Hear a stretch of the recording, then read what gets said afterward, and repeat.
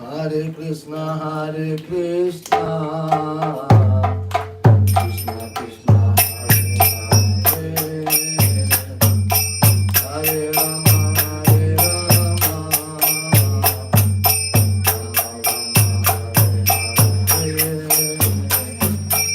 Hare Krishna, Hare Krishna.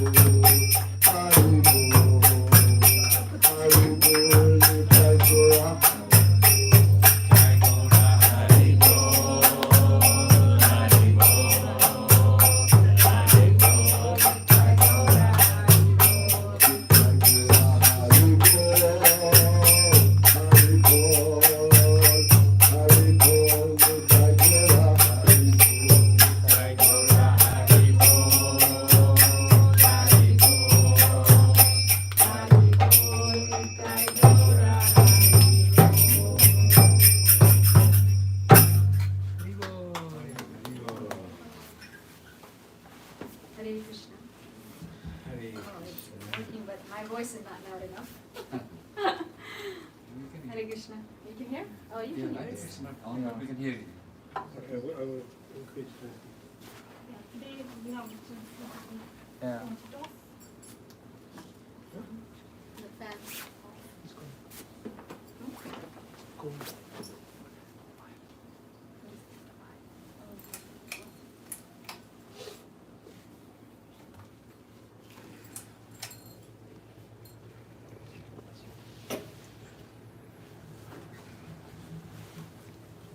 Hare Krishna. So welcome everyone to our Bhakti Diksha program. I know this is a Wednesday, and so that's why you don't see very many people here. But soon they will trickle in. But we have to get started even then. So I want to thank Plantation Mataji and Sanya Prabhu for opening up their house to have this program. And we're very fortunate that we have Devaki Mataji with us here today.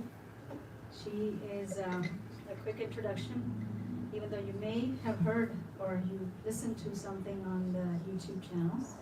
But Devaki Mataji is a disciple of His Holiness Niranjan Maharaj, joined the Brahmacharini ashram in Sydney, Australia in 1985. As a grahastha, she helped to pioneer the first more organized temple in the former Soviet Union, and since 1999 serves as a renounced traveling preacher, regularly visiting India, Bangladesh, Eastern and Western Europe, the USA, South Africa, Australia, New Zealand, and others. She served on the GBC Committee for Devotee Care and currently promotes such care as a top priority within the ISKCON family. Her multifaceted understanding of Vaishnava culture inspired her to establish the Institute for Spiritual Culture in 2014, offering insightful education in Vaishnava life. She has published 6 books, as you can see here on this table, and conducts holy name retreats around the world. So let's take advantage of this opportunity and hear from her very sincerely, and you can inquire how we can make progress in our spiritual life in a practical way. So let's welcome Mataji by loudly chanting 3 times Hari Bol. Hari Bol! Hari Bol! Hari Bol! Mataji, you mind using the headset or mic? Which one you prefer? Oh, usually I prefer the mic, but do you have a stand? Yes, we do. Best. Okay.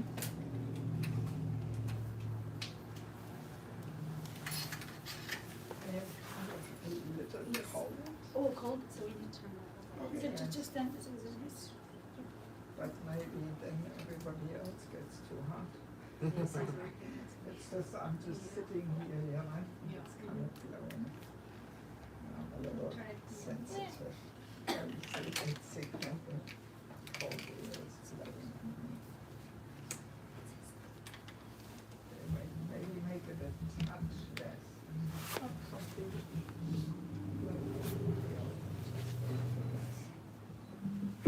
Hare Krishna. Oops. If this is too long.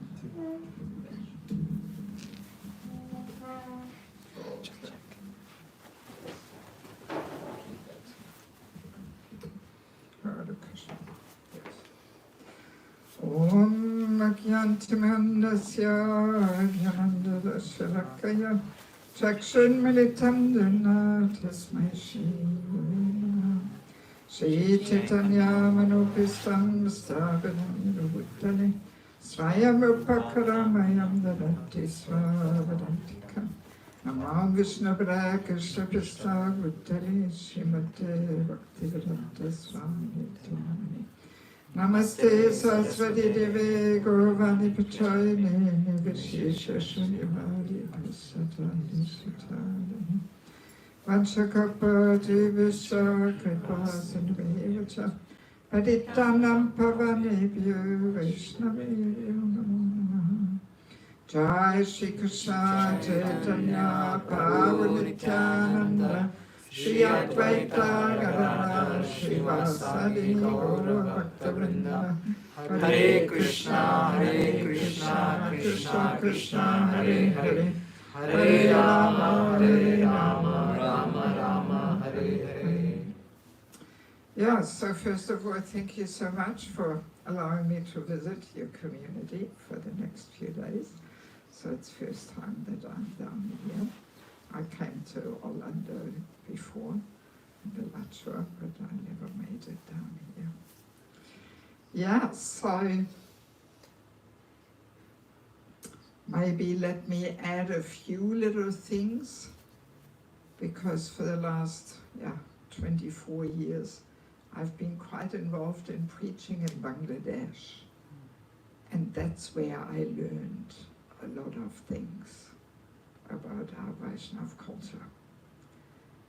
In fact, I received a whole transformation there over 25 years. Yeah, because Bangladesh, very special place. It's East Bengal. Most of Mahaprabhu's associates come from that part.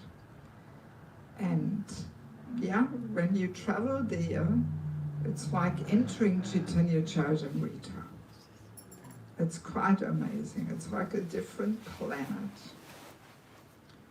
Yeah, and over so many years of being there regularly. And when I am there, I'm only with the locals.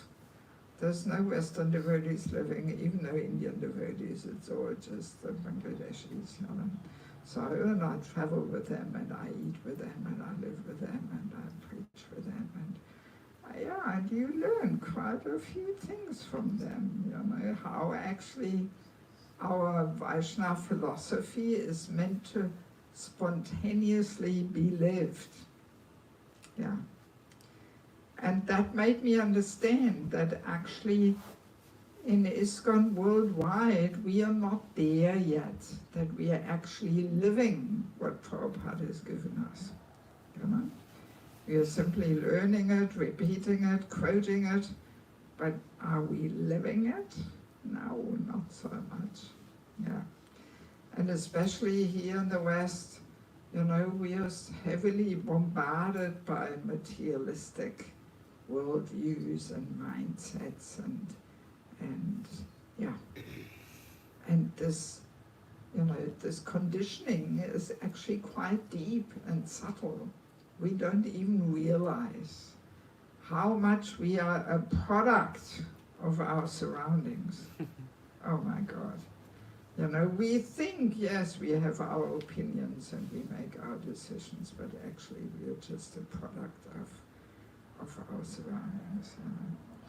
So in any case, this made it very clear to me that we actually need some training and education in how to live this gift that Prabhupada has given us. You know. So Prabhupada's books are the law books for the next 10,000 years of civilized humanity. But yeah, often the law books need some complementary literature to make the law books more accessible, practical to people, you know. So yeah, that's what inspired me to establish an institute for spiritual culture. So my base is Mayapur. Mayapur is the only place where I was staying longer than 1 week. The rest of the year, I'm 3 months in Mayapur giving all courses in the Holy Name Retreat at Nekachakra and ILS this year. I gave a presentation there and so many things, you know, so it's quite a busy time too. But the rest of the year, I'm every weekend somewhere else. Yeah. So I've been living like this for 25 years. And let's see for how long I can do it. Sooner or later the time will come when I have to slow down, you know. So yes, but so in Mayapur I have put all these courses together which I'm teaching there. And now I'm putting the courses in book form. So each book is actually a 15-hour course, which I usually offer in Mayapur. And yeah, many devotees find them very useful. A lot of preachers use them because it's very practical. All you have to do is read 1 or 2 chapters, take a few notes. You've got all the quotes of Prabhupada's books in there. It's all based on Prabhupada and sometimes Bhaktisiddhanta or whoever. So all the quotes are there, so ready is your seminar. You know, you don't have to come up with it yourself, you can just use that. Yes. Yeah, so that's why, yeah, many people appreciate, you know, because it's all relevant, practical application. Yeah. That's what we're kind of missing a little bit, you know. Usually our books are philosophy or leelas, you know, but the practical application, where is that? You know? All right, so let us first talk a little bit about our topic today. And at the end, maybe, if you allow, I will say a few words about each book, just so you know what it's all about. And I hope that some of you will also be interested to get some. Yeah. Okay, so today's topic is envy, right? Yes. And I dare say it is relevant for all of us, right? Yes. So, and envy is very subtle. Often we don't even identify it, you know, and we are very expert to pretend that everybody else is so envious, especially of me. But I don't have that, of course not. And then we sweep it under the carpet, hoping nobody will know how envious we are, you know, so nobody knows anyway. It's okay. Yeah, so just a few little... At the back? For your back? Very all right. Just try. I mean, If it's more comfortable, we'll do it. If it's not, we'll take it out. Okay? maybe. Thank you. Yeah, so let me begin with a few introductory words to the topic, because there is one verse in the Bhagavatam, it's somewhere in the 5th canto, in the word-for-word translation, it says there kalaha, meaning the envious, and then Prabhupada says in brackets, almost everyone. So yeah, Prabhupada often has a very unique way of getting things across. So almost everyone means, most likely it includes us, right? Yes. Why should we be the big exception there, you know? So I guess that's why Prabhupada puts it, because he knows the mentality of pretending it's not me, you know, of course not, you know, so almost everyone. Yes, and how does envy come about? Well, as soon as sense gratification is a prominent goal in life, then envy enters. Right? Envy and competition. Because basically we try to establish in any relationship our superiority. That's envy, you know?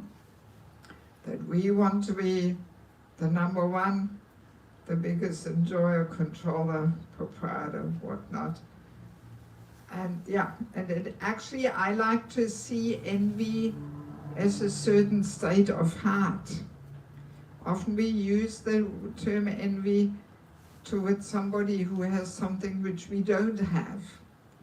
But I like to broaden it a little bit and see it as a certain state of heart, which actually comes out in all relationships, towards seniors, towards equals, even towards subordinates. Yeah, even though we are not envious in the sense that they have something which we don't have, but no, because it's a certain consciousness, a certain state of heart. It comes out in all relationships. Yeah. And yeah, let me also, because we do want to go through a verse from the Bhagavatam, which describes how the envy and non-envious behavior manifests towards seniors equals juniors. So the purpose of this discussion is not to discover the envy in other people's hearts, but in our heart, right? So if we use this discussion to discover the envy in other people's hearts, what does that indicate? That we are envious, yes. Yes. So let us not allow our envy to manifest in such a gross way. You know? Because especially when it comes to envy towards juniors, then very easily the contaminated intelligence says, oh, just see, that's why my superior treats me like that. He must be envious. I always knew it. But yeah, that would be blaspheming devotees, fault finding, and so we don't want to go that way. Okay, so we want to discuss one verse from the Bhagavatam, and no need to look it up on your phone, because I want you to hear nicely, and then we will collect the different aspects a little bit in an interactive way.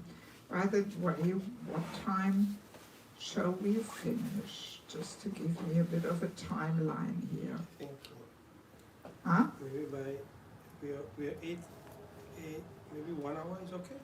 8:30? Yeah. Yeah, that's good.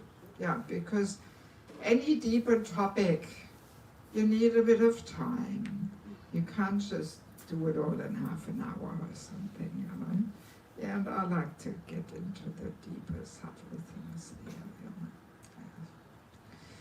Yeah, so I'd like to read this verse 4:834 from the Bhagavatam, 4th canto, 8th chapter, verse 34. So I will just once chant the Sanskrit through and then go straight to the translation and purport. Gunadikan mudam lipset anukusham gunadamat maitim samanat anvichen natapya vibhuyate. Translation. Every man, and here Prabhupada says man for human, not man in opposition to woman, no gender topic here. Every man should act like this. When he meets a person more qualified than himself, he should be very pleased. When he meets someone less qualified than himself, he should be compassionate towards him.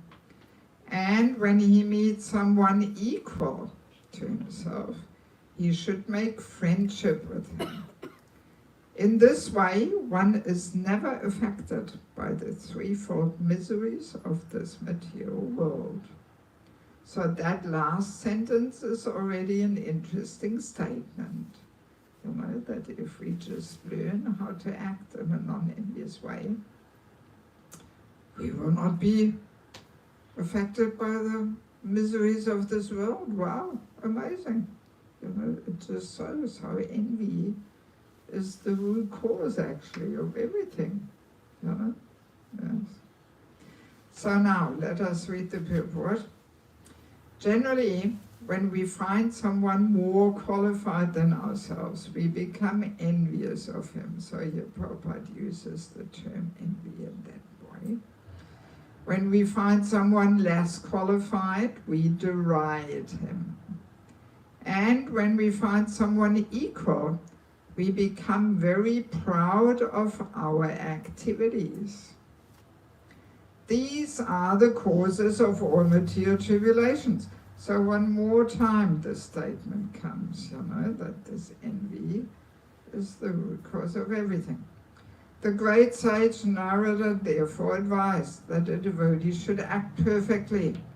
Instead of being envious of a more qualified man, one should be jolly to receive him.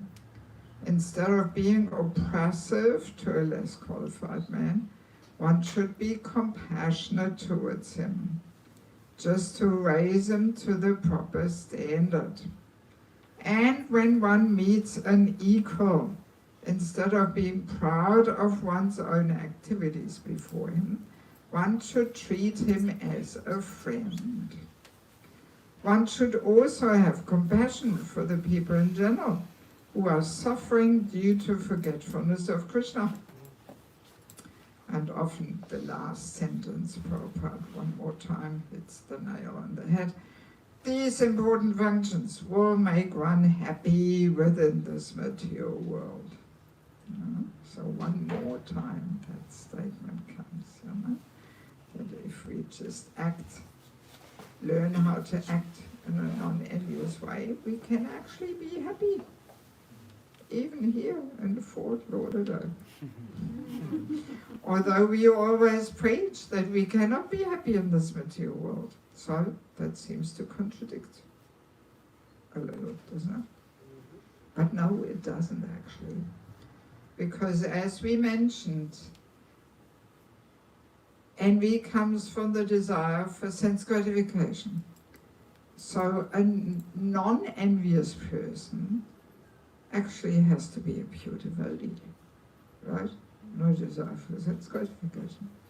So, in such a pure devotee, in one sense, is not even a part of this material world. He or she is already in the spiritual world, fully absorbed in serving the Lord and his devotees in so many ways. So, and such a pure devotee can be happy anywhere. Yeah, so that's the explanation to this. Yes, so now let us have a look at these three relationships. Let's start with our relationship towards seniors. So the envious behavior, if we remember the non-envious, what was the non-envious? How do we meet a senior if we are not envious? Yeah, we are jolly and happy to receive him.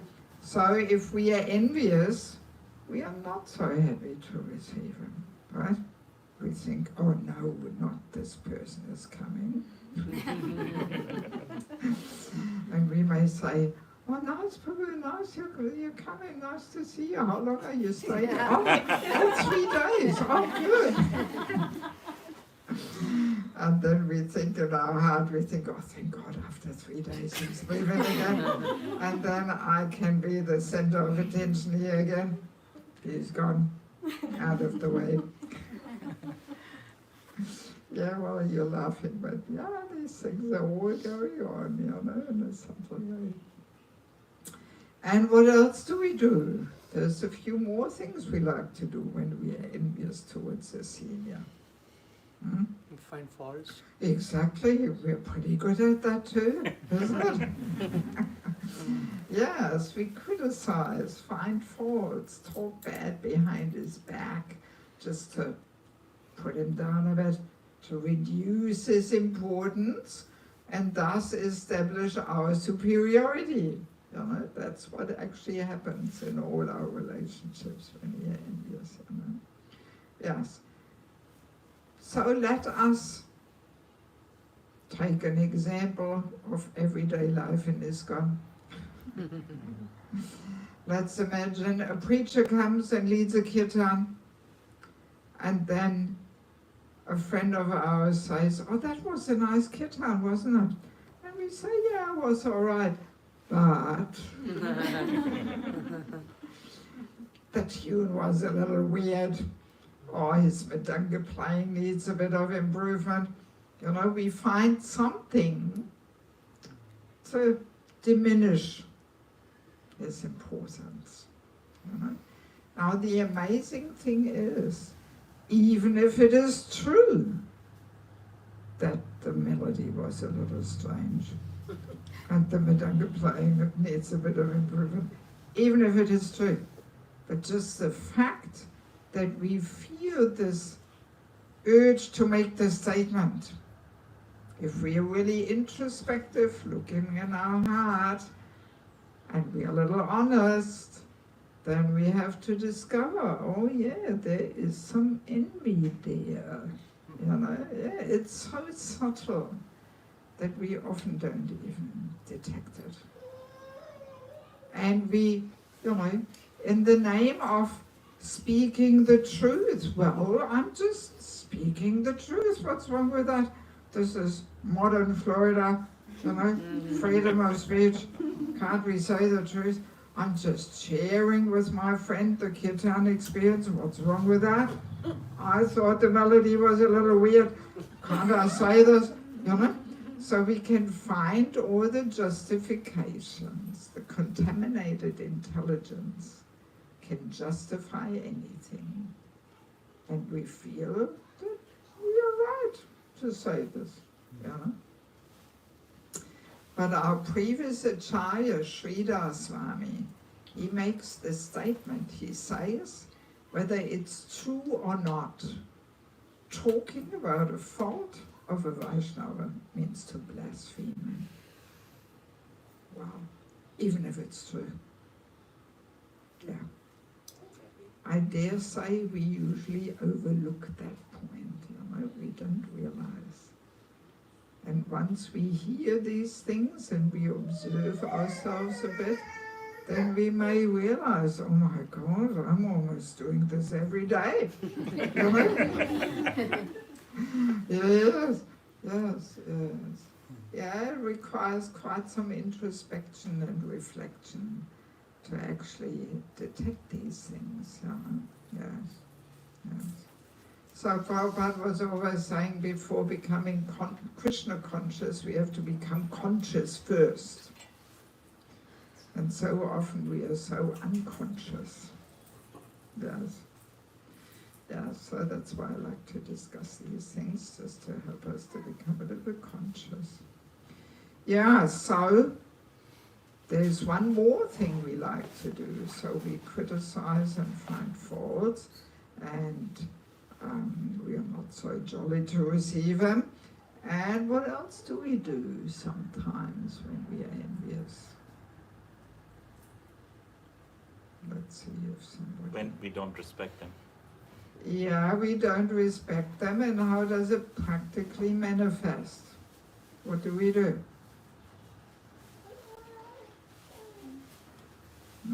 We don't offer any help.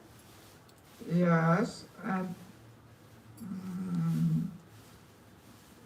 what does that mean? We want to take their place. Yeah, and what do we do? You don't greet you?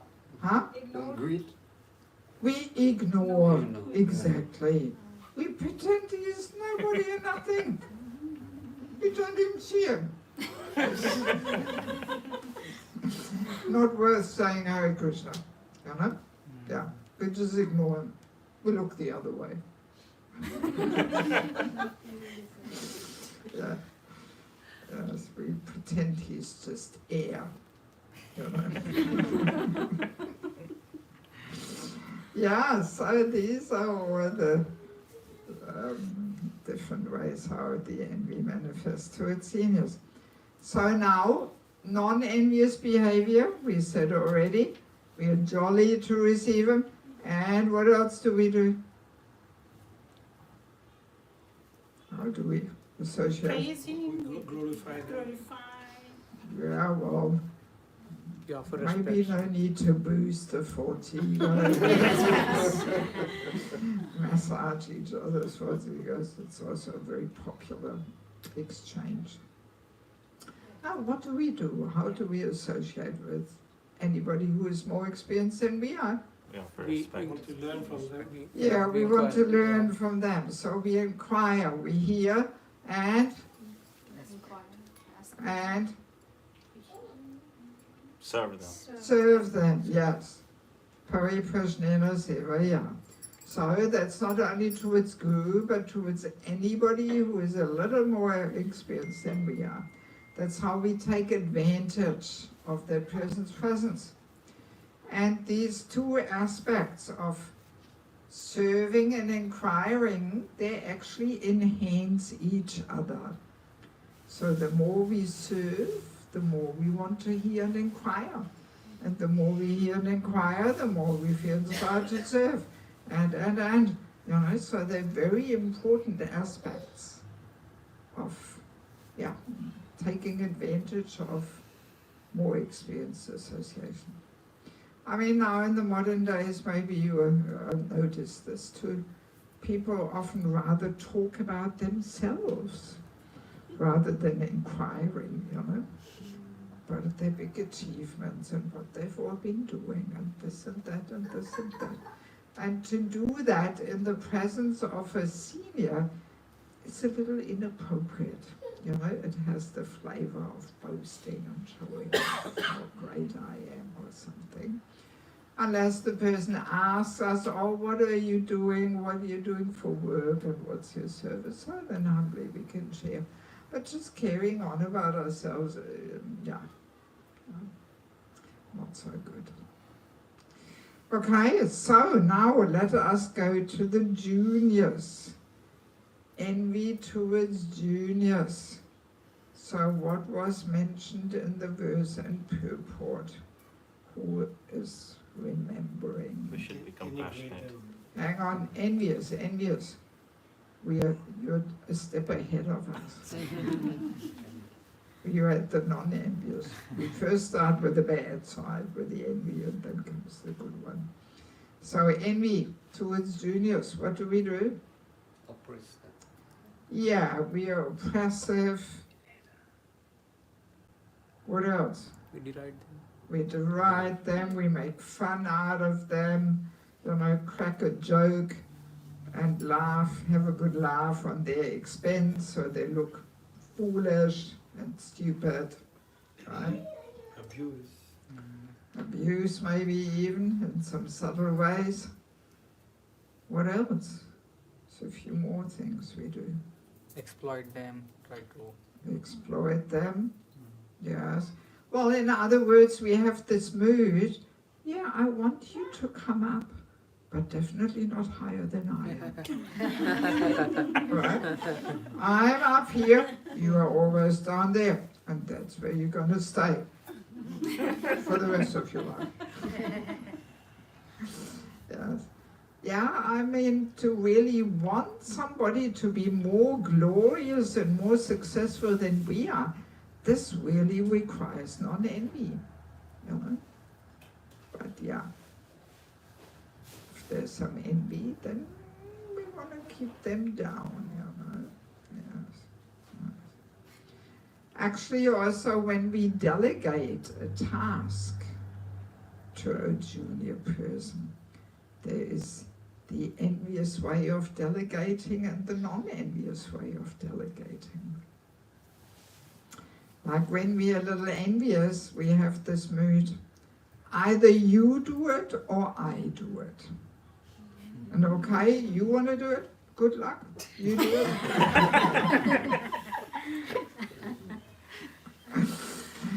And we don't follow up, you know, we don't ask. Oh, how are you doing? Do you need some more help, some money, some good tips? How's everything going? You know? No, we don't follow up. You want to do it? I'm too busy. You do your thing. You know? And maybe deep in our heart we hope that he's not so successful, right? And then we can say, just see, I knew you can't do it. You know, I should have done it. I knew, but you wanted to do it. So there you see what comes out of it, you know.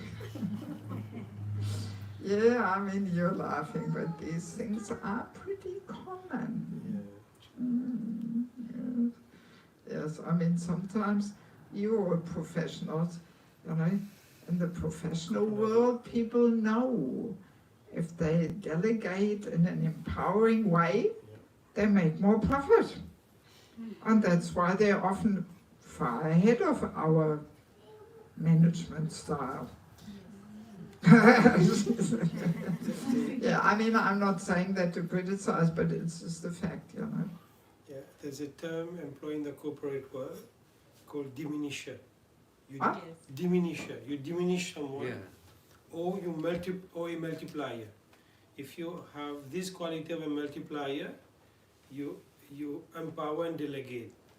When you're a diminisher, you just want them to never be better than you. Or you don't even delegate at all, you want to do everything yourself, you know. Yeah, I mean, it's not that in the corporate world the people are not envious. Yeah. Definitely not, that's not what we're saying. But they are motivated by profit, and they know that the company makes more profit if I'm empowering others, and then I may also get, you know, some more profit there, you know.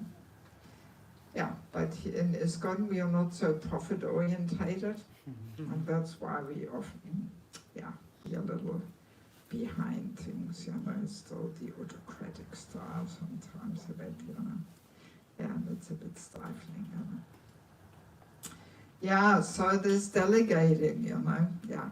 The envious style is you're not following up, you're hoping he will not be successful, and you know, whereas the non-envious way of delegating, there we want the person to be successful more than we are, you know, and we want to do everything to help him, to celebrate his success and glory, you know, but that really requires non-envy, you know. Yes. And what else? There's a couple more little things what we do towards juniors when we are envious. Even towards children sometimes it comes out. Agree. Yeah, we're going in the right direction, but a little more precise. What do we do? You know, in the Bible it says have dominion. You know, we have dominion on animal. We can kill them and eat them. Yeah, actually, this is also the ultimate envy, you know. I kill you just to satisfy my tongue, you know. It's actually the ultimate envy. But we don't do that with children, you know. But with dominion, we dominate. Yes. Yeah, but I'm looking for one particular thing what we do. Shouting, we try to. Yes, now we're getting closer. If we constantly and overly harshly correct and unnecessarily correct and chastise people, you know, yes. This may very well be a sign of envy, that there's, you know, that we're just lashing out on subordinates, you know, yes. It's like a perverted way of enjoying our superiority. We are already superior, we actually don't have to prove it, but just in a perverted way, you know, we want to enjoy that and make it clear and, oh, you stupid thing, and boom, boom, boom. Yes. Yeah, I mean, this happens unknowingly, you know, yes. I sometimes see this, you know, especially in the Western world, when you go in the evenings in a supermarket. I don't know what it's here in the US, but in Europe it's a very common thing. You know, you go shopping in the evenings and you meet all the mothers who just picked up their little kid from the daycare center, and they quickly have to do some shopping. And the poor kid hasn't seen the mother the whole day. And then, you know, makes some tantrums there or something, and then the mother screams and yells at the kid and shouts, and all her frustration and anger and envy, whatever she has there in her heart, that brought the, you know, the kid all cops it, you know. Yeah, so we have to be very careful, you know, very careful. There is actually a Vaishnav etiquette that says one should not correct others if we are envious. We should not correct. So, but we just said almost everyone is envious, so that nobody can correct anybody, right? So what do we do? Well, at least we should know this, because no matter how perfect the instruction and correction is, if it is given with envy, it actually contaminates the heart. Yeah. I'm sure we may have been on both ends, either giving a correction or receiving one in some huffy false ego, envious mood, right? Have we experienced this? Yes. Yes. So how do we feel? Not good. Not good? No, not good at all. Even when we give the instruction, and we may be thinking, well, what's wrong? The instruction is perfect. You know, it's the right thing what I said. But because of this envy and false ego, by the way, they're good friends, you know, envy and false ego. Tomorrow we talk about the false ego. Yeah, so because when we give the instruction or correction in this envious false ego mood, poisons everything. Our heart, the person's heart who receives it, whole atmosphere, everything is poisoned. Good to know, you know, because we may think, especially in dealing with children or young devotees, you know, we may think, oh, why is my child not accepting nicely what I'm correcting? Yes, so maybe it is that our way of saying it is not so uplifting, but it ignites their false ego, and then they all rebel and don't want to follow and all that, you know. Yes. So I usually give very practical advice there. And that means first thing is, when we find ourselves in this huffy, agitated mood, when we see somebody doing something wrong, and, oh, I have to say it immediately right now, and we can't even control our tongue, and it all comes out. Right? Do we know that? Yes. Don't correct in that moment. Don't. We have to wait until we cool down. And that may mean we have to sleep it over. That's always a good tip. The next morning, the world already looks very differently, you know, yes. Or we may have to sleep it over 2 or 3 nights, you know, depending on how long it takes. But we have to cool down. If we offer the correction in this huffy, agitated mood where we can't even control the tongue and we have to say it right now and not later, and so important, and, you know, no, it will contaminate, you know, yeah. And even when we cool down, we should still, before we give the correction, we should have this prayerful mood that we pray to Krishna, oh, please Krishna, help me to get this correction across in a well-wishing mood, being their dearmost friend and well-wisher, wanting their very best, you know.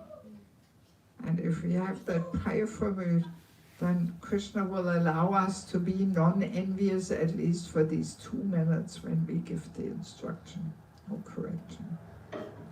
And we can see, you know, if we actually really say it in the mood of well-wishing friends, then it will be nicely accepted, you know, because the person can feel. The consciousness comes out on the sound vibration out of our mouth. So if we say it in that consciousness, a person will gratefully accept it because they can feel he or she actually is my dearmost friend and wants me to grow and become a nice devotee and all this. Yeah, so very simple, you know, but good to know these things, you know, that we should not correct when we are all agitated and irritated and so on. Okay, so now, oh yeah, there's one more little thing, like it also connects with not wanting people to come up higher, you know, than we are definitely. When we ignore a person's abilities, you know, and for years and years we simply give them menial service. So right, Prabhupada said even, you know, highly qualified people who have material qualifications, we should first engage them in humble service, just to make them humble servant. If we engage them too quickly, in according to their material abilities, then sometimes people get a little puffed up, thinking, oh, look at me, I'm so qualified. All these spaced out brahmanas, they can't do it, but I can do it, and all that. So yeah, we should, first give the person some service. But if it is for years, then maybe we have a problem, that we actually don't want the person to come up with something. Yes. So now, what's the non-envious behavior towards juniors? Who can remember? What did Prabhupada say? Non-envious. Should be compassionate. Exactly, yes. So, non-envious behavior towards juniors, we affectionately reach out, compassionately, we want them to come up higher than we are. Yes. We reach out. Actually, a non-envious person can really connect with anybody. And Srila Prabhupada was the perfect example of that. He could connect with a little child, or with a hippie, or a drunkard, or Christian priest, scientist, no matter who, Prabhupada could connect and act for their ultimate benefit, for their upliftment. And sometimes Prabhupada was very heavy, calling people fools and rascals and mudras and whatnot, But because his heart was 1,000% non-envious, that's why people, as a rule, they didn't take offense. Yes, because they could feel that Prabhupada wanted their best. Yeah, so, but we can't so cheaply imitate that. So when we call people fools and rascals, there may be some arrogance and pride there, In this regard, there is a nice story when Prabhupada was in Australia and he was coming back from an early morning walk to the temple. He was sitting in the car with a group of his disciples. And it was 6 o'clock, Melbourne, big cities. People already at 6 o'clock rushing to work. So that one of the disciples said to Prabhupada, oh, look, Srila Prabhupada, all these mudras going to work. Yes, that's what he said, all these mudras. And Prabhupada reacted very differently. He said, yes, how can we save them? And that devotee noticed, oh, Prabhupada is in a different mood. And then when he looked over to Prabhupada, he actually saw a tear coming down from Prabhupada's eyes. So that was Prabhupada's compassion, thinking, how can we save them? So, when we walk through Fort Lauderdale, do we think like that? How can we save them? Or do we think, oh, look at these mudras going to work. Thank God I'm not one of those. Yes. Yeah, so, we have to be careful. Because often we talk in a very condescending way about non-devotees, the karmis and this and that. And we may not remember that it's only a few years ago that we were also in ignorance and so on. But yeah, so we should have that compassion and not put people down like that. Yes. So now, towards equals, the envious behavior towards equals. Who remembers what Prabhupada says? How to make friendship with them. It's a good. Yeah, envious. Again, you step ahead. Envious behavior towards equals. Or did I say non-envious? No, envious. Good. Envious behavior towards equals. What did Prabhupada say? We show that we are better than them. Yes, and how do we show that? By, Talking about their back. huh? Talking behind their back. Putting them down. Like bragging about us. Yes, yeah, we chant our own glories. We are proud of our activities, Prabhupada says. Yeah? Yes, yes. In other words, we have to meet, yeah, all right, we are equals, but actually, I'm a little superior. And I'm going to prove it to you.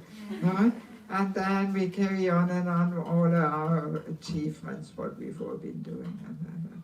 So let's imagine two not so mature preachers meet. I'm emphasizing not so mature, because it's not that every preacher acts like that. But yeah, two not so mature preachers meet. And one says to the other, oh, guess what? I was at the New York Rath Yatra, and they invited me to lead the kirtan. You want to see here, YouTube? I'll send you the link. You can watch it all.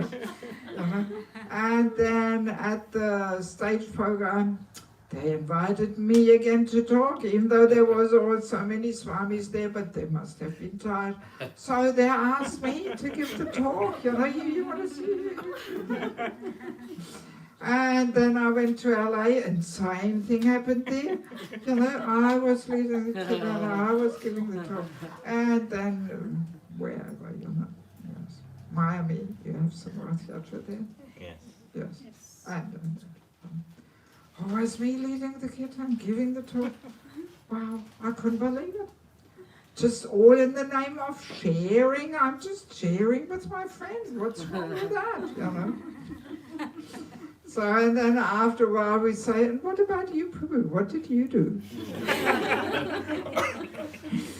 And while then the other person says or thinks, you're so great, I'm nobody. You won the competition. Yeah, so amongst two equals who were envious, immediately competition enters. Yeah. Yes. So, and what about the non-envious behavior amongst equals? Friendship. So, but we can also be friends with seniors or juniors, can't we? Yes. So, what's the special thing about friendship amongst equals? You can see that person grow. Confidential things you can share. Very true, yes. Well, first of all, there is a kind of competition also happening. So what is that kind of competition look like? Amongst two equals who are non-envious. Encouraging each other. Motivating each other and constructive criticism. Yeah, but the competition, what's the competition? How do they compete? By pushing each other forward. Because out of Vaishnava humility, they see themselves as less advanced. And they actually treat each other like they would be seniors. So then one says to the other, oh Prabhu, you give the class, I want to hear from you. Or you lead the kirtan. Your kirtans are so spiritually uplifting and prayerful and so they push each other forward rather than competing like that. And that's actually the mood in the spiritual world. It is said that the gopis, they get more bliss by pushing the others towards Krishna and assisting them to please the Lord, rather than wanting to be there themselves. Understand? Yes, they push each other forward. So we can just imagine when our Guru Maharaj comes, do we have that mood that we push the others forward? Or do we want to get the credit and get the attention and be there near him and all that. Yeah, so if we want to go there one day, we have to cultivate that mood of pushing each other forward. You see. Yeah, and also we try and serve each other, and that confidential sharing you mentioned, that is there. Because we can, amongst equals, if we are non-envious, we can in a very confidential way inquire from each other, about each other's secrets. Well, maybe better Prabhupada should get it. We have already offered. Oh, you have already. Okay. It's a bit cold, but A bit cold, is it? refreshing. We're so sorry, we just forgot. We were so absorbed in your, we forgot. You are transporting us. No problem. Yes. So we have this very confidential, intimate inquiry. That we inquire about each other's secrets of our bhajan, basically. Let's say one says to the other, "Oh Prabhu, you've been a brahmachari for 35 years distributing books in the street. How do you do it? What's your secret?" And then the other one says, "And you've been married for 35 years. What's your secret? How do you do it?" And you're still practicing and doing so much service. And so there is this very confidential inquiry there, which we can't really do so easily with seniors. We have to be a little careful to intrude into their private life. And with juniors also not, but amongst equals, that's where we can share in a very confidential and intimate way. But only if we are not envious. That's the price to pay. Yeah. So now my question to you, which relationship is most purifying? Seniors equals juniors. What do you think? Juniors. Juniors? Seniors?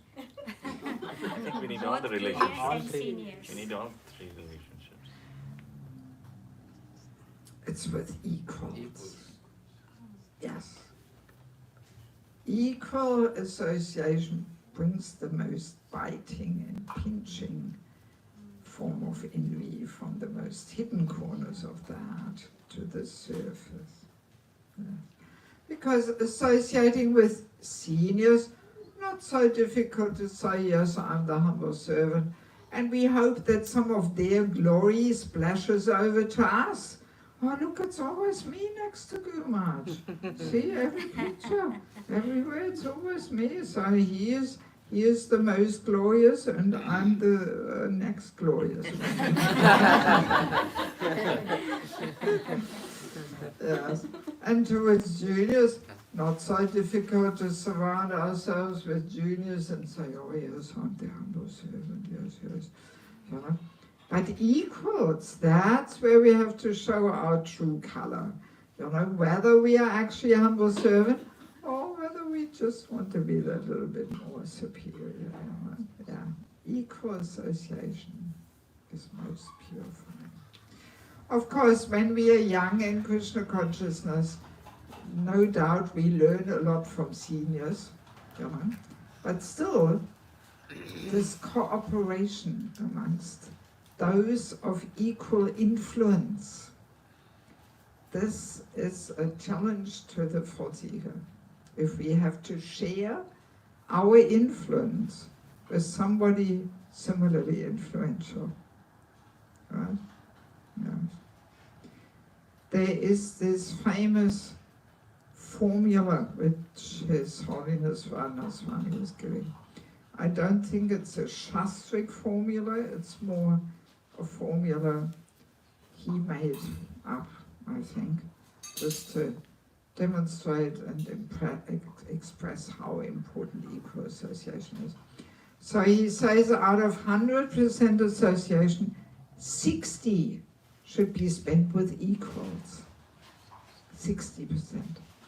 And only 20 with seniors and 20 with juniors. So again, as a young devotee, it may be quite natural, 60% equal association, but then as we become so-called senior, often we have 5% equal association and 85% junior association. We surround ourselves with juniors, and maybe 10% of senior association or something. But actually we should have 60 equal. Yeah, so that makes it very clear how important this equal association is. Question later. Oh, almost came through the topic. Yeah, that makes it very clear how important equal association is. And I don't know if you have this experience here, but yeah, you have gurus visiting, right? I Yes. heard one of her Swami is visiting. Who else is visiting? Well, No, like it's not. not a So Dhanvid Goswami Maharaj, initiating guru. I'm sorry. Dhanvid Goswami Maharaj is coming in May. Really? Yeah. Dhanavya Maharaj? Dhanvid Maharaj. Wow. Okay. He is not so well health-wise. Right? Sundar Chaitanya. He's got Parkinson. But yeah, amazing if he's still traveling. Anyway, so maybe we had that experience. 2 equally expert cooks cooking lunch for Guru Maharaj can be an intense experience. If it's one expert, one helper, no problem. You know, but 2 experts in the kitchen, oh my God. Then immediately the competition enters. Who knows better what Guru Maharaj likes? And oh no, we can't have that. Now he changed his style. Now last time he had this. And he told me personally he likes it like this. And or very common thing is we don't want to share our recipes. That only I know how to cook this, and this is Guru Maharaj's favorite, and I'm not going to tell anybody else. So only I can make it, you know, all these things are going on. Yes. Yes, and in the Bhagavatam we also have some funny, well not funny, but clear stories. One of them is funny. But like Indra and Prithu Maharaj, right? Indra had 100 horse sacrifice for us. So while Prithu Maharaj had 99, Indra 100, no problem. But then when Prithu Maharaj wanted to do the 100th, oh my God, you know, stealing the horse back and forth. And yeah, it's a classic story of the difficulty of equal association, right? Or the other one, when Lord Brahma wanted to see Lord Vishnu in Vaikuntha, and the doorkeeper say, oh, who are you? You know, and Lord Brahma gets all agitated. What do you mean, who am I? I'm Lord Brahma, and you know. And then the Lord calls all the Brahmas from all the universes. He's giving him a bit of equal association, right? So, and there were some Lord Brahmas with 10 heads, 100 heads, 1,000 heads. So then our Lord Brahma got a little on board. There's so many Brahmas with more heads than I have. So he gave him a bit of equal association. Yeah, so the equal association we should consciously seek and not avoid. Sometimes we almost avoid it a little bit because we feel a little uncomfortable and, you know, yes. All right, so maybe we ask for questions. You had your hand up, yes? So,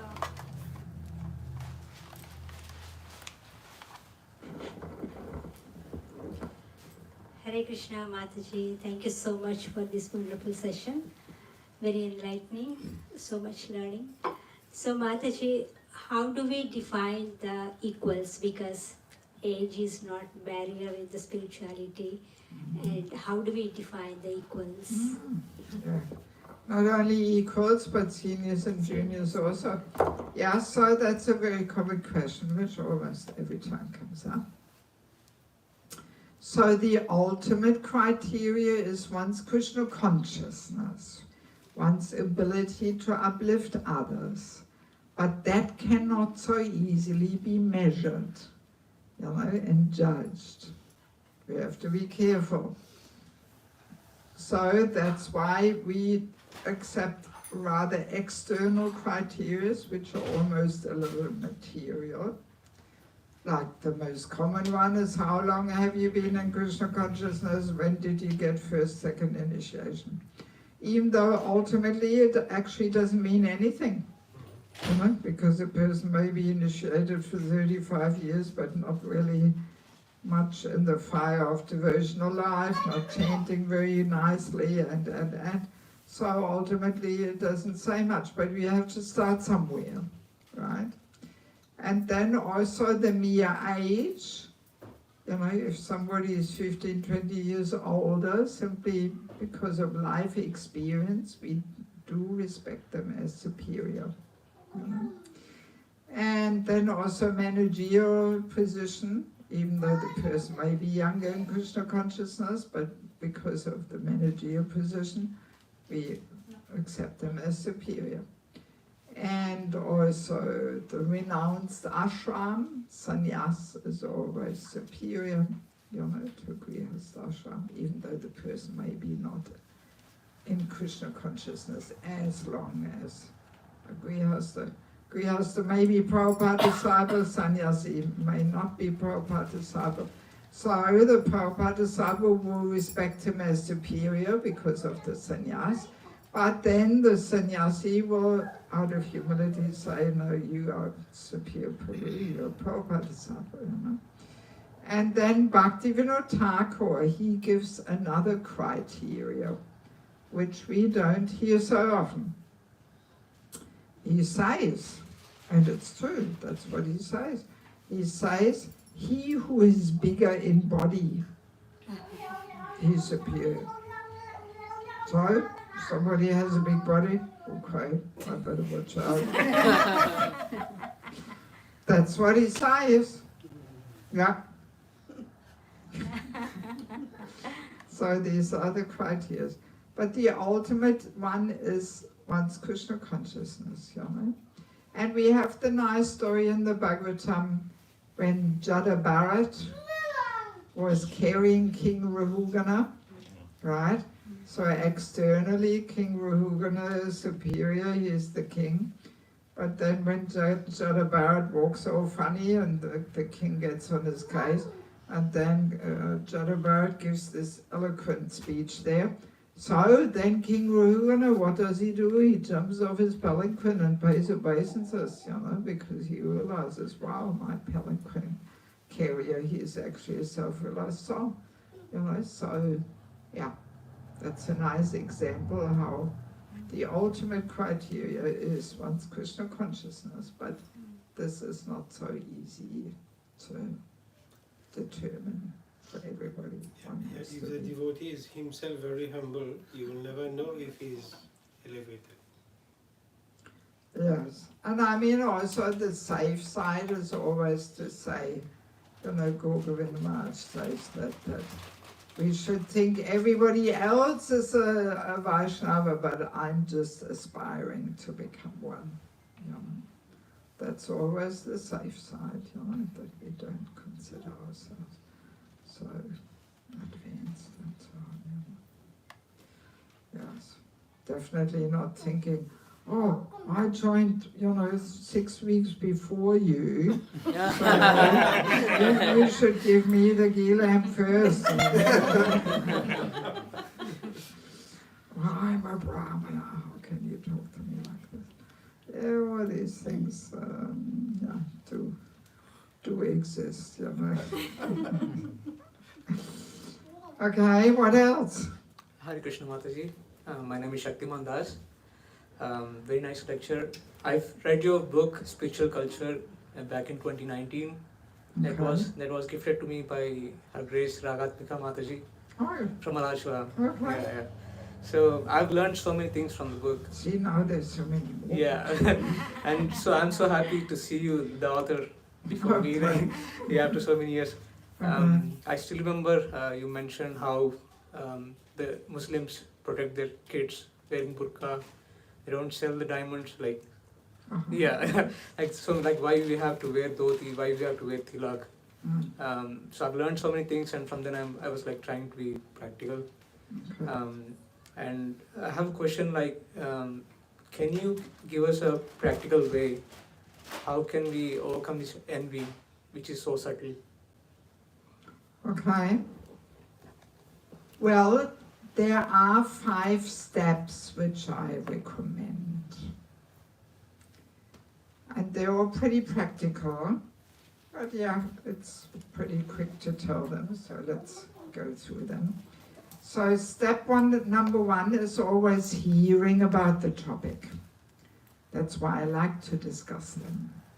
So that by hearing, we become more conscious, mindful, and we wake up from our unconscious state there. So hearing is always step number one. Then after hearing, second step comes desiring. That hopefully when we hear this, and actually many people have said to me privately, oh my God, this was a hard surgery, hearing all this. Now I realize I've got it all. Envy towards genius equals genius. It's all there. I never even noticed. So yeah, by hearing, we wake up, and then hopefully we come to the step number 2, that we desire to kick this out of our life. So that's the whole purpose, that we realize, wow, if I want to go back to God, I have to do some work here and kick this out of my heart. So then comes step number 3, to be introspective and honest. Always reflecting and introspecting. Why did I say this? Oh, here we go. Why did I have to make this little comment? And. So this introspection, reflection, this is a really important thing. Without that, we actually cannot really progress. The contaminated intelligence finds all the justifications why everything is okay, what we do and say.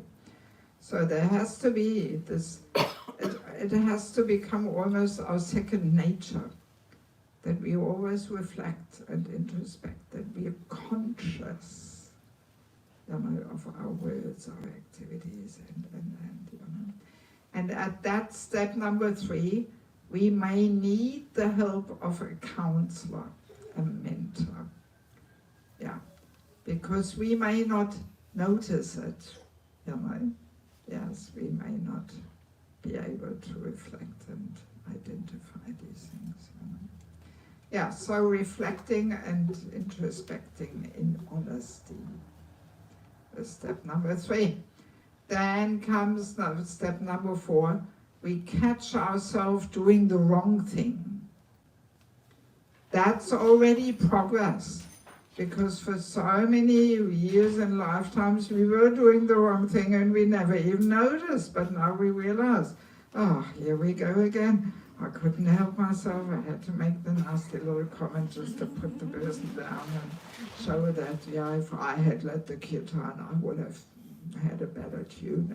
And so yeah, we catch ourselves doing the wrong thing.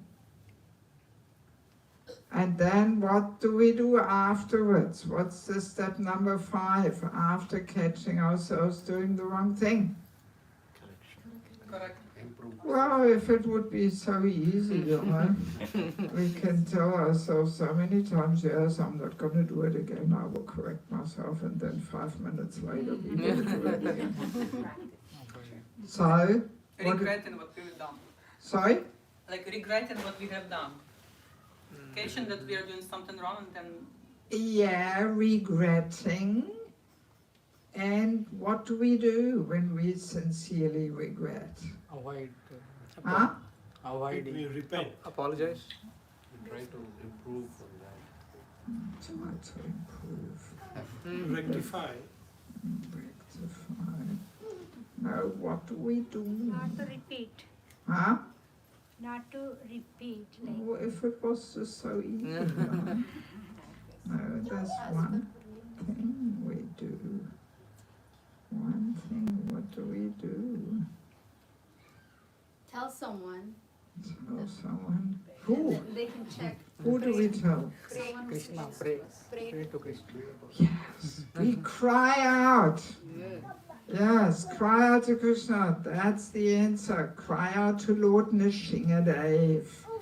He's got the sharp nails to perform the heart surgery. Because envy for its ego, we can see them like little Hiranyakashipus there in our heart. And we, out of our own strength, we can't free ourselves from this. Because for so many lifetimes, you know, this desire to enjoy, my God, that's the root cause of material existence. We, out of our own strength, we can't so easily free ourselves. We need the mercy of the Lord. We need Lord Nishingadev's help. And actually, Lord Nishingadev, he prepares our heart to approach Radha Krishna. That's why in Mayapur we greet Lord Nishingadev first. Mayapur? Not so many. Few. So we first go to Lord Nishingadev, then we go to Panchatattva, get their mercy, and only then we greet Radha. Madhava, you know? Yes. So it's not a coincidence, you know, so yeah. Lord Nishingadev prepares our heart. So we have to bitterly cry out to Lord Nishingadev. Beg him to enter our heart and pull out these Hiranyakashipus. So, and if we do these last 3 steps, now I'm getting hot. Can we switch this on again a little bit? Not fan. No, I hate fans. So windy, you know, but a little bit of cool air. Yeah, so if we do these last 3 steps again and again, that we are introspective and honest, we catch ourselves doing the wrong thing, we cry out to Krishna, we are introspective and honest, we catch ourselves doing the wrong thing, cry out to Krishna. So if we do this again and again and again, then sooner or later we come to step number 6. And we catch ourselves doing the right thing. That some daily situation comes our way and we start realizing, oh, this time I can just let it go by. I don't have to, you know, make my nasty comment there and criticize and so I can just let it go, you know. Yes. Yeah, so then we realize by Krishna's mercy it actually works. So if a devotee agrees to do this internal work and work on these last 3 steps, that's actually when we make advancement. Yeah. So making advancement is not an external thing of getting first initiation, second initiation, oh, now I'm in charge, and oh, I have 50,000 followers on Facebook or whatever. No, this is not advancement. When we do this internal work, that's when we actually make advancement. Yeah. Just one comment. I Yeah. highly recommend the book. I learned so many things from that. And There are so many more books, and I want to tell you something about it. I gifted the same book to someone, and I think I need to get a copy now for myself. Okay. Thank you, Mataji. Then- No, that's okay. But sometimes some devotees, they don't want to correct somebody else because they don't want to commit offenses also. Because, you know, there's a fine line in between that. Some people can take offense when you want to say something. Yeah, so there's a culture of correcting others. not just anybody can correct anybody, and just the fact that somebody is doing something wrong doesn't mean anybody can correct him. So first of all, it has to be our service to correct others. It has to be actually our service. And we have to have a trusting relationship with that person. Otherwise the correction will not be accepted. So it's all a matter of relationship. And we have to be non-envious, as we said. You know? But what if you wish, you wish the best for that person? We always, okay, I'm not saying that I'm like that, but of course, we want the best for somebody else. Even as a devotee, we may just say it, we may offer that lip service. Yes, Prabhu, I want your best, but on the heart, if there's envy there, then we don't want always his best. We also may want to show that, oh, I know better and I'm your authority and, so many things. Isn't it? that's what I'm saying, there's a fine line. No, it's not a fine line, it's a matter of really looking in our heart and being introspective,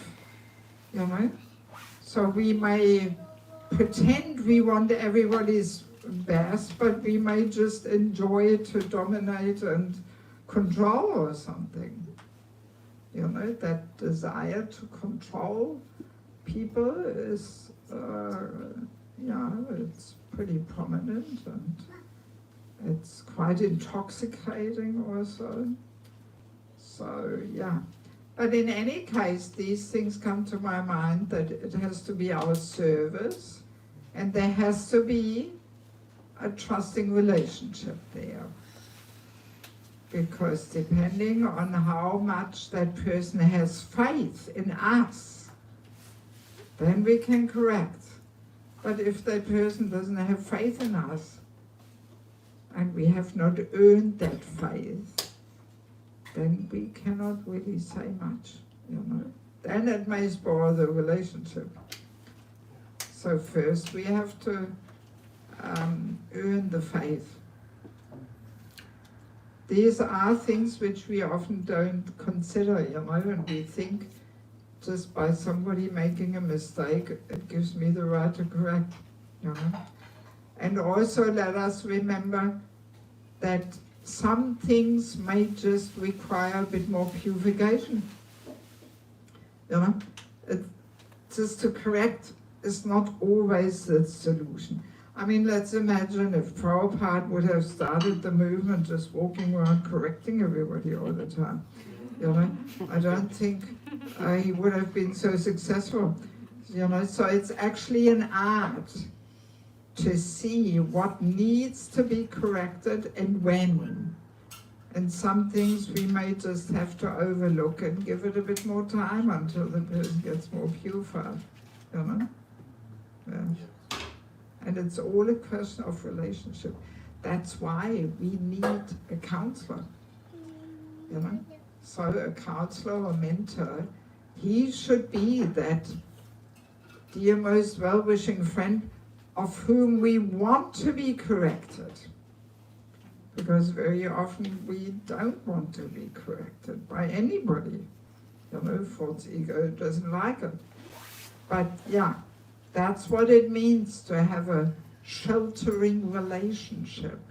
That from this person I want to be corrected. And then the correction becomes a loving exchange. Because we know this person has no other interest except my spiritual growth and development. And from that person I want to be corrected, even though the false ego may be a little pinched there. But we happily tolerate that for the sake of the loving exchange. So we all should have such a person in our life, actually. Let me say a few little things about these books. Oh. Heavy. Heavy. I mean, there's a lot of things in there. So, Spiritual Culture, Krishna's Divine System. this book is all about the man-woman nature's qualities, that the equality is actually on the level of the soul, but on the level of the body, man, woman are very different, very different. And we women have a very powerful energy, powerful Shakti. Actually, in many ways, we women are superior to the men, you know? Yes. A woman can bring the very best out of a man, spiritually and materially. She can bring him to his highest level of performance. Or she can ruin his life. That's the power of a woman. Yeah. Yes. So yeah, and Bhagavatam says we should use that feminine energy in order to be the power of inspiration to a man, and not to compete with a man. I'm sure the men like to hear that. Yes, yeah, it's a big topic. And of course here in America it's also a bit of a controversial topic. Yes, but just a couple of days ago I watched this nice discussion with Abhiram Purdue, Prabhupada disciple, on the topic of Varnashram. And he said the same things. Oh, and I was so glad to hear it. I mean, ultimately it's all based on the Bhagavatam, you know. Yeah, but he made this point that the women are so powerful, you know. And if we ever want to get a little closer to Varnashram, we have to get this man-woman thing right, you know. As long as we are confused over the roles of man and woman, there's no talk, no question about Varnashram. It's a partnership. Yes. So yeah, he made a lot of good points, you know. Yeah, so any man, any woman who wants to have harmonious relationships with men in her life, please check out this book. Yes. And every man who wants to get the empowerment and support of a woman should also check out this book. Yes. Yes. I mean, let me also add, and Prabhupada could see it all. This man-woman equality, you know what is behind it? It was a conscious plan coming from America, just to make it easier that the women can be exploited for sense gratification, for sex love. This man-woman equality relieves the man to provide and protect the woman. That's what's behind it. You know, then a man can make her pregnant and say, okay, was nice with you, see you later, good luck, we are equal. Yeah, that's what it is. That's what it is, actually. You know? And Prabhupada could see it all. He said it very clearly. But the whole world buys into this, you know. Anyway. Then we have sheltering relationships. Actually, today's topic of envy is in this book.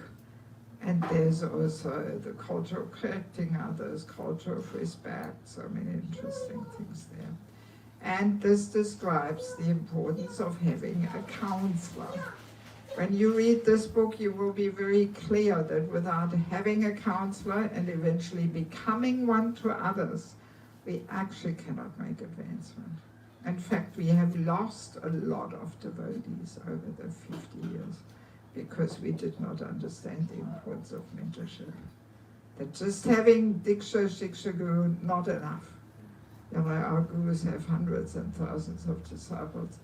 We need somebody on a more immediate, regular basis who can help us to balance things, who can correct us, and who can show us how to move forward, because very easily, if we don't have that, we stay in our comfort zone and then we become stagnant and then nothing much happens in our life, you know.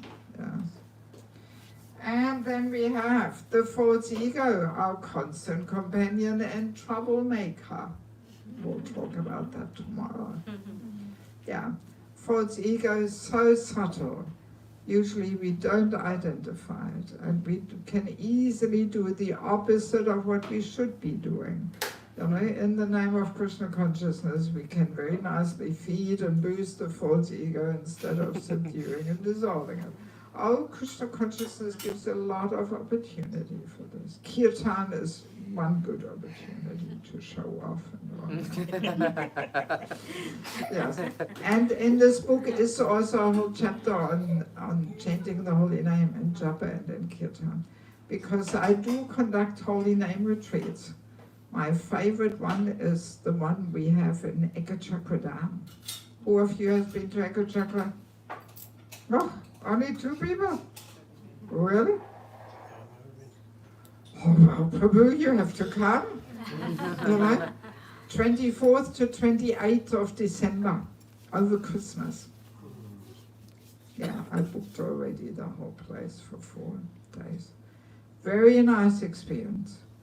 Yeah, we stay there for 4 nights. I arrange everything. All you have to do is, register on the website and be in time in Mayapur. I arrange the bus, accommodation, prasadam, everything. And you will get a whole folder with printed materials, and I present things, and we do exercises and chanting, japa, kirtan, with evening kirtans where we apply what we discussed during the day. Very transformational experience. Especially if you switch off your mobile phone for the 4 days. Then you enter a different reality. Yeah. See, I live without a mobile phone. Yeah. I travel the whole world without a phone. It's possible. Yes. Phones are so distracting, my God. People always ask me, how do you get anything done without a phone? And you know what I ask them? How do you get anything done with a phone? I wouldn't get anything done if I had a phone. Yes. Yeah, so anyway, come to the Holy Name Retreat. Yes. And if you can't come, then here in the False Ego book is a summary of it. Yes. Then we have Entering the Grihastha Ashram. This is a handbook for matchmaking. How to see that a boy and a girl, or a man and a woman, are actually compatible for marriage. Yes. I meet so many mismatched, unhappy couples from Indian families. You know, because traveling around the world, in many parts of the world, the main congregation is from Indian background, Australia, New Zealand, South Africa, and what happens is that people often only look at caste and money, and nothing else. And they don't look at all the devotional levels of compatibility. And another thing which is even worse, they don't give the two enough time to talk about things. You know, often people only meet once for 20 minutes at the temple program, and then the parents make the deal, and they don't even talk to each other. You know, so there in this book you will find a list of over 200 topics which should be discussed with a cool head in the presence of somebody. I'm not promoting a boyfriend-girlfriend relationship here now, but we should sit down and talk about important things to see, are we on the same page? You know, yes. And we should talk these topics out without pink glasses. You know, that's usually what happens. People fall in love or in lust. And then they have the pink glasses on. That's why I made it pink, by the way. And when you have pink glasses on, you can't see what you get yourself into it. Then you have to wait for 2 years until the pink glasses wear off. And then you realize, why did I marry this person? Yes. So we have to refine and fine-tune our matchmaking. Because otherwise, what happens, people don't want to do the matchmaking anymore. They want the love marriage, which is also not the solution. No, you know. And our divorce rate is going up amongst Indian devotees, even in India. in communities like Bangalore and Pune, even Pune, you know, which is such a nice community, but still divorce rate is going up. Why? Because of bad matchmaking. That's one reason anyway. Yeah. See, in former times, people would stick together, even if it was suffering from day number one. You know, people were just biting their teeth. Okay, this is what the Lord arranged. You know, but now things have changed, and people don't stick together. You know, they just split. You know, yes. So we have to fine-tune our matchmaking. So, a very important book for all those who are not married yet, and for the parents. You know, to educate ourselves what to look for, you know, yes. I sometimes serve in Europe as a matchmaker because people ask me, you know, but please don't come and ask me to find a husband for your daughter or something. Yeah, so, but I use this system and it works very well. And these 200 topics are not my topics, but actually that's what they use in Bhaktivedanta Manor in England. And that's a huge Indian community, so they're good for Indian people. It's not some German list. And then we have Family Life as an Ashram, Secrets of Success. How to create this culture of bhakti in our home. Yes, we need some training in this. Often people's family life, you can't really call it an ashram, a place conducive for cultivating bhakti. So here you will understand how to do it practically, how to spiritualize your family life. So it's like a handbook for successful Krishna conscious family life. And if the culture of bhakti is there, the kids naturally grow into Krishna consciousness. But if it's not there, they're not gonna want to take to it. You know? And there is a whole chapter on physical intimacy in marriage. How to live this principle of no illicit sex life in married life. There's also quite a bit of confusion over this, and nobody talks about it. And people are a little at a loss how to make it all work. So I did some research. I came across interesting episodes with Prabhupada, where he gives instructions which people haven't heard so much, and which we will not find in the Bhagavatam. Yes, and that adds a whole different perspective to the topic. And last but not least, this only came out a few months ago, the Vanaprastha Ashram, not Varnashram, people often get mixed up, but the Vanaprastha Ashram, that after Grihastha Ashram, there is another ashram. We often don't even realize, even though Bhagavatam is full of clear, strong statements, you know, but yet it's actually not established in this God yet. Yeah, even though it's all in the Bhagavatam. But yeah, that's what I'm saying. It's not quite enough. You know, we need somebody to expand on it a bit. Very important topic. Yes. Yeah, if I look around here, I think a few are, you know, at that age, so they should prepare.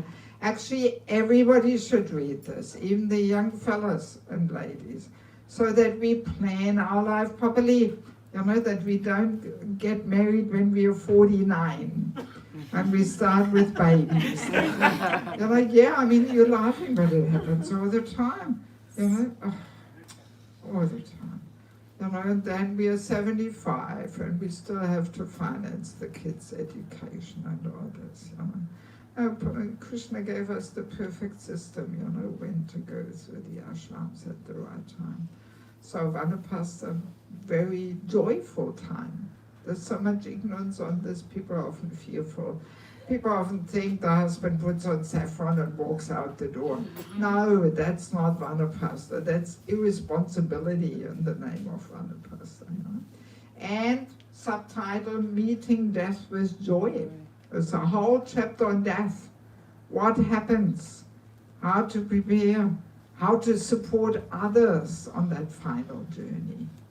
Very important topic, because our parents are leaving and senior devotees are leaving, and sooner or later we will be leaving. I've had the good fortune of accompanying quite a few personalities in this last 2 weeks. My own parents also. Yeah, and they have had a very amazing departure actually. Yeah, we have to know how to help people to let go and move out. You know? Yeah. So I'm sharing quite a lot of things there. Okay, so if any of you would like to get some books, these last 4, they are $20 each. The first 2 are $15 each. Many people get the whole set. Little discount, $100 for the whole set. And anybody who wants some books, you can pay cash or through Zelle. Yeah, but you know, Prabhu is here. Okay. Yeah, he doesn't have to be here. So I've got your number on my sheet. I've got my whole system. Even if you're not here, system works very nicely. But I'm very grateful that you're No, at least you see the face behind the name.